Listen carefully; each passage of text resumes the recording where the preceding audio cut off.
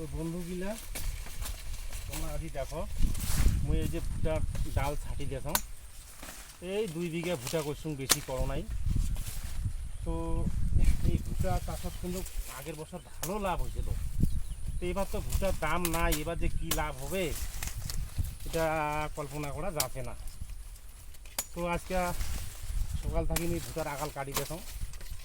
এই ভুটার আগাল কাটার উদ্দেশ্য হচ্ছে একটাই, মানে ফলটা তাড়াতাড়ি মেচুরিটি হবে।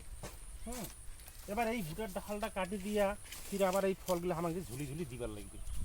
এরকম করে ঝুলি ঝুলি দিলে বাইশের যদি বৃষ্টি হয় তাহলে ফলটা জল ঢুকবে না। আর যদি আমরা ঝুলি না দিই, বৃষ্টি হলে এই ফাঁকা দিয়ে জল ঢুকলে ফলটা কিন্তু নষ্ট হওয়ার সম্ভাবনা আছে, পচি যাবে। তো এই আগালটা কাটি দিয়া পরে কিন্তু আরও ভুটাটা আমাকে হেলে হেলে দিবার লাগবে। বন্ধু, ভুটা চাষত যেমন লাভ আছে, খুব কেরামতিও আছে। তো তোমরা দেখো এই যে এইখান মোর ভুটা, এই যে ওই কালি এইখান মুই কাটিছিলাম, ওই যে দেখো। আর এইখান আছে মুই ভুনি দেয়। তো এইটা ভুটা মুই কিনিছিলাম। তো ভুটার আবার এক রকম বিচারে এক রকম দাম আছে। মোটামুটি 800 টাকা কেজি নিয়েছিল। তো এই ভুটার বীজের নাম্বার আছে, এটা হচ্ছে 3355। মোর যে এই যে ভুটার যে আমি গাড়ি শুন, এই বীজটার নাম্বার হচ্ছে 3355। 800 টাকা কিলো নিছি বন্ধু। তো 800 টাকা কিলো হিসাবে যে মুই এই যে ভুটা গাড়নু, এখন যে কী হিসেবে লাভ হবে সেটা কল্পনা করা যাবে না। তো দেখো মোর ভুটা বাড়ি, মুই আজি সারাদিন এই ভুটারে আগাল ঝুঁকি দেখো।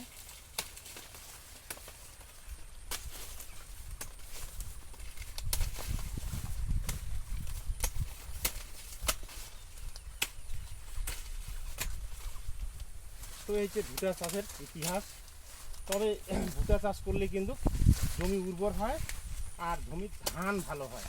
এই জন্যে ভুটা চাষ করলে জমি লোনা থাকলেও জমির লোনা কাটি যায়। তো বন্ধু, এই যে দেখো মোর ভুটা বাড়ি। ভুটা একেবারেই খারাপ হয় নাই, মোটামুটি মাঝারি ধরনের ভুটা হয়েছে। এই যে মোর ভুটার মকস, এইগুলো দেখো বন্ধু, এই জায়গা আমার তারপরে মোটামুটি 3-4 দিন শুকার পর এই ভুটাগুলো আমরা বস্তা করে নিয়ে যাবো। আর ওই গাড়ি, এখন তো আর ভুটা ভাবছি কত ঝরাবেন, তারপরে গাড়ি দিয়ে আমরা ভুটাগুলো ভাঙাই।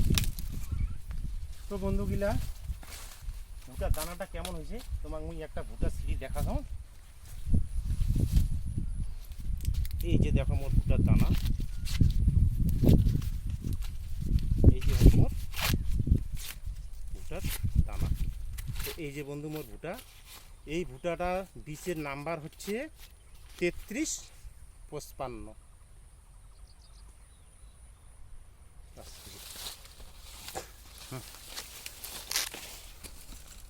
কাটি দে ভিডিওটা।